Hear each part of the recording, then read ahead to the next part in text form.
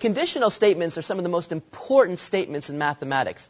And they usually have the form if something, then something else.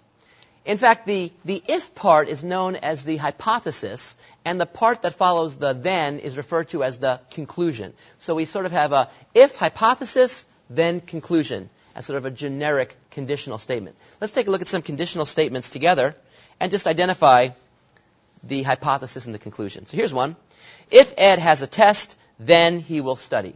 The hypothesis here is Ed has a test, and the conclusion is he will study. Neat. Here's one.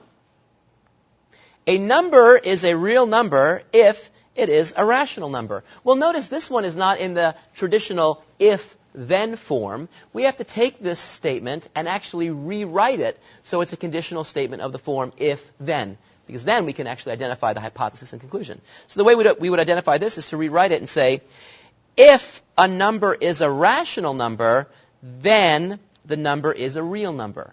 In that case, the hypothesis is the number is a rational number, and the conclusion is the number is a real number.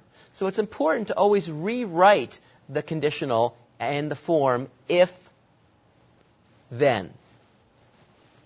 Neat. Conditional statements.